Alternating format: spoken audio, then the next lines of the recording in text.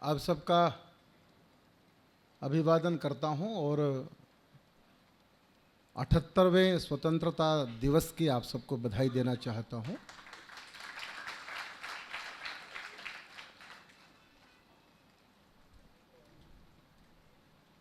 आप लोग बहुत भाग्यशाली हैं कि आपका जन्म इंसान के रूप में धरती पर हुआ। 84 लाख योनियों में भटके थे तो इंसान बने। गोस्वामी जी, सनातन धर्म ये कहता है कि इतना आसान नहीं है मनुष्य का जन्म। यस और नो? भाग्यशाली हैं कि इंसान के रूप में पैदा हुए। आप और भाग्यशाली हैं कि आप भारत में पैदा हुए। कहीं भी हो सकते थे, आपके हाथ में तो बिल्कुल भी नहीं था। यूक्रेन में भी पैदा हो सकते थे। यू आर सो लकी कि आप भारत में पैदा हुए, क्योंकि दुनिया में कोई देश भी मां नहीं है। आपने कभी सुना क्या अमेरिका माता की जय?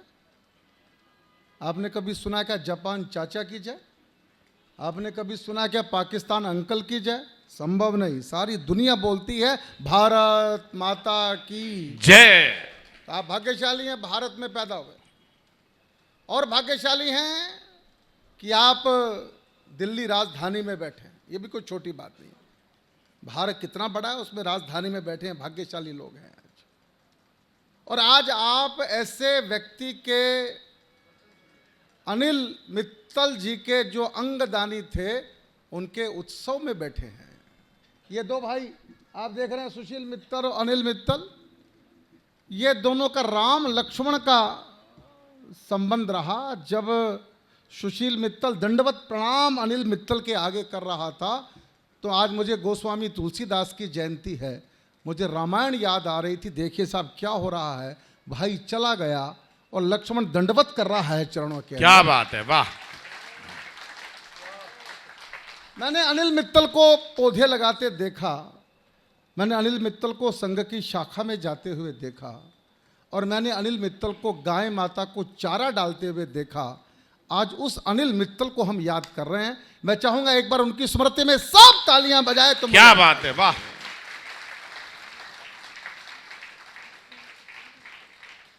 तो आप भाग्यशाली हैं कि इस बड़े समारोह में आज आप सम्मिलित हुए हैं, और इस बड़े समारोह में राजेश चेतन जैसे बड़े कवि को सुन रहे हैं आप। अच्छा, क्या बात, कोई डाउट है क्या आप लोगों को?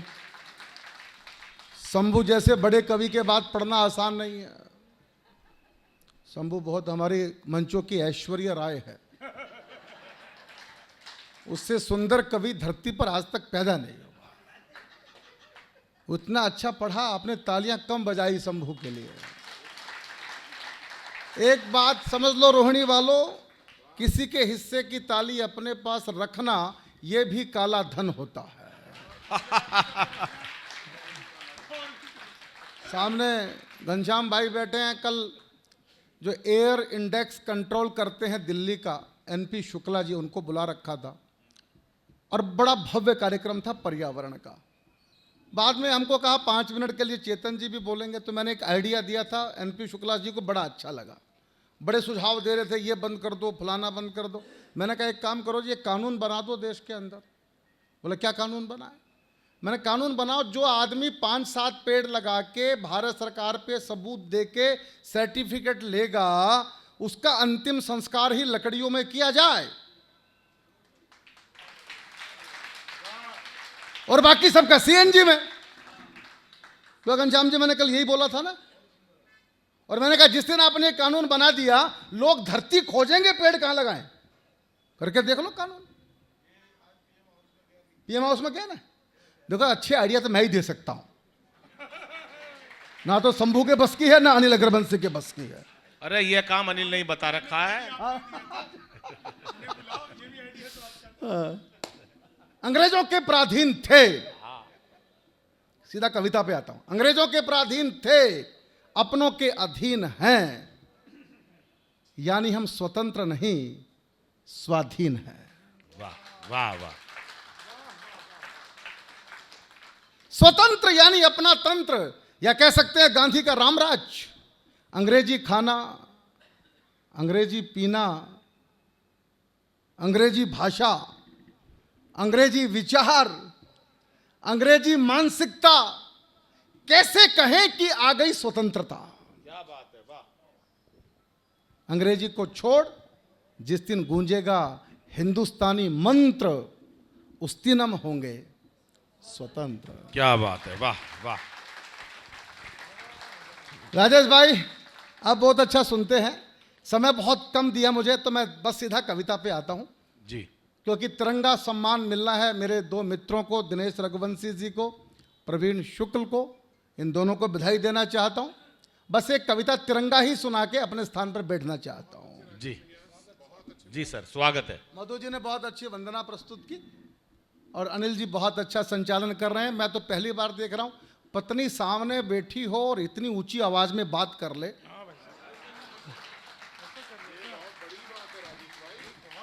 ये बड़ी बात है यार, इन सब की बोलती बंद होती है, मैं जानता हूं यार। हाँ? अभी देखना प्रवीण का हालत क्या होगी थोड़ी देर के बाद। हाँ? ये शोध का विषय है, रिसर्च का विषय है। राजेश भाई एक कविता सुनाता हूं। जी प्रमोद भाई सुनना। तिरंगा, एक बार हिंदू मुस्लिम की दीवारों से बाहर निकलकर कविता सुनिएगा, मैं सुना रहा हूं तिरंगा कविता। दिनेश भाई एक चुटकुला बड़ा पुराना है, मैं उसको खाली आपको याद करवाता हूं, आपको याद तो है ही, मैं खाली उसको रिमाइंडर में डालना चाहता हूं। वो पूछा गया सरदार जी से, भारत के तिरंगे झंडे में केसरिया रंग हिंदुओं का, हरा रंग मुसलमानों का, सफेद रंग ईसाई का। बोला आपका तो कुछ भी नहीं। अरे बोला है क्यों नहीं? डंडा तो बोला अपना ही है। क्या बात है, वाह वाह। ये चुटकुला कोई मैंने नया नहीं सुना है, पुराना है, सब जानते हैं इसको। मैंने केवल इसलिए सुना है कि कविता इसके आसपास घूमेगी, इसलिए अनीता जी मैंने आपको एक चुटकुला सुनाया है। तालियां आप कमजोर बजा रहे हैं, सारी तालियां शंभू लूट के ले गया, ये बिल्कुल अच्छी बात नहीं है यार। भाई एक बार जोरदार तालियां तो बजाओ राजेश बाबू के लिए। मैं एक आइडिया देता हूं आप लोगों को, फिर तालियां बजेगी। ये जितनी भी महिलाएं बैठी है ना, वो एक काम करें, अपना दाहिना हाथ ऊपर उठाएं यूं, उठाओ और उठाओ। थोड़ी देर फील करें मेरे पति का चेहरा मेरे सामने आ गया। नहीं कई होगा तो पति बैठे आज direct। सोचने में क्या लगता है। फिर दूसरा हाथ कहेगा बजा तालियां, तो इसको कूटी ले, इसको आजाद कर दे आज। अच्छा भाई लोग भी कुछ करेंगे, खाली थोड़ी बैठेंगे। ये काम करे, बाएं हाथ ऊपर उठाएं यूं, गोस्वामी जी नरेश भाई यूं, और यहां लुगाई का फोटो नहीं देखना, वो बिचौलिया जिसने आपका रिश्ता करवाया था ना, एक बार उसका फोटो लाओ। तो दूसरा हाथ कहेगा सुरेंद्र भाई बजाओ ताली, एक बार मिलकर तालियां बजाओ, मैं कविता सुनाता हूं। पर ये एक आधा आदमी तो मेरे पास आके कह रहा है मेरा रिश्ता तो राजेश ने कराया था। अच्छा ये बढ़िया बात है। विनोद जी, सुशील भाई बहुत स्मार्ट लग रहे हो यार, कमाल है। हाँ कमाल, यार तो सुशील भाई ने क्या तिरंगे का मुकुट सजा रखा है। कह रहे थे, बोला भाई मैं कहा भी काला टिक्का लगा ले सुशील। नो बोला भाई मैं तो खुद ही काला टिक्का हूँ, के लगाऊं? बोला मैं तो अर्चना के आगे पीछे घूमता रहता हूँ, उसका काला टिक्का भी मैं ही हूँ। भाई वाह वाह वाह वाह वाह। सुनिएगा। हिंदू मुस्लिम सिख ईसाई एक ट्रक पे सवार कर रहे थे तिरंगे झंडे पर विचार। हिंदू ने कहा हम हैं गांधी के बेटे लायक, अहिंसा के नायक, वंदे मातरम के गायक, छोड़ चुके हैं केसर की घाटी, क्योंकि हमको प्यारी है भारत की माटी। हम हैं भारत पर कुर्बान, इसलिए ये रंग केसरिया ये हमारी शान। क्या बात है, वाह वाह। धन्यवाद। मुस्लिम ने कहा हरा यानी हरियाली, हरियाली है तो खुशहाली, खुशहाली है तो चार चार घर वाली, और तुम्हारी तरह केवल एक या दो नहीं, 1 दर्जन बच्चे पालने से भी नहीं डरते हैं। इसलिए हम इस हरे रंग पर मरते हैं। ये हरा रंग हमारी समृद्धि का सितारा है, इसलिए हमको प्यारा है। क्या बात है, वाह वाह वाह। आओ प्रहलाद जी आ जाओ। ईसाई ने कहा सफेद यानी शांति, शांति है तो भाईचारा, इसलिए हम भाइयों को चारा डालकर ईसाई बना रहे हैं। मंदिर मस्जिद गुरुद्वारों पर सफेद झंडा लहरा रहे हैं, और जिस दिन भारत के कोने कोने में ईसाइयत का झंडा लहराएगा, चुनाव है भाई साहब, बैठ जाओ। जिस दिन भारत के कोने कोने में ईसाइयत का झंडा लहराएगा, उस दिन ईसा मसीह भारत में जरूर आएगा। क्या बात है, वाह। ईसा मसीह को दीजिए सम्मान और करिए तिरंगे को प्रणाम। तालियां मुझे बजानी है क्या? सरदार जी बोले जो बोले सो निहाल, और सब कहो सत श्री अकाल। सरदार जी और पंडित जी आपस में मिल गए। बोला पंडित जी चोटी क्यों रखते हो? बोले भाई एंटीना का काम करती है, अच्छे विचार आते हैं। बोला बहुत खूब, मैंने तो पूरी डिस्क लगा रखी है, पर कोई विचार विचूर नहीं आते। तो पंडित जी बोले विचार तो आपको भी आते हैं, पर दाढ़ी से अर्थिंग हो जाती है।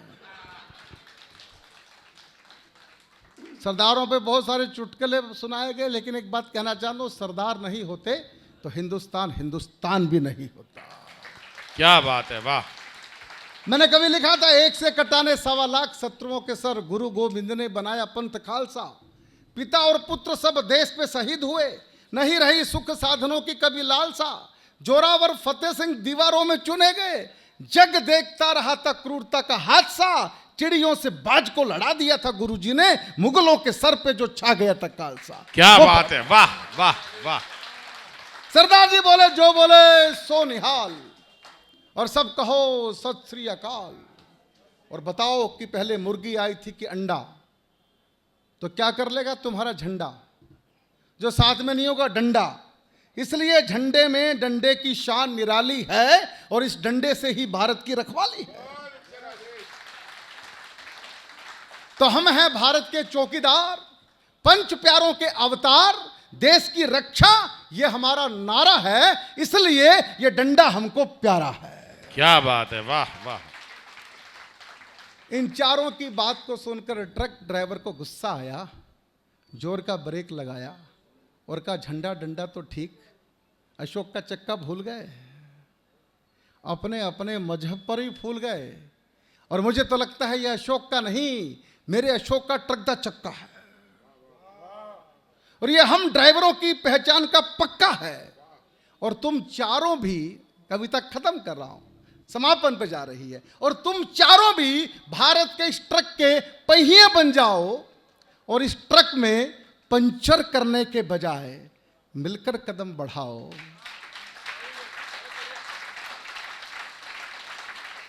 और तुम चारों भी भारत के इस ट्रक के पहिए बन जाओ, इस ट्रक में पंचर करने के बजाय मिलकर कदम बढ़ाओ, तो ये ट्रक नहीं भारत के विकास का रथ बन जाएगा।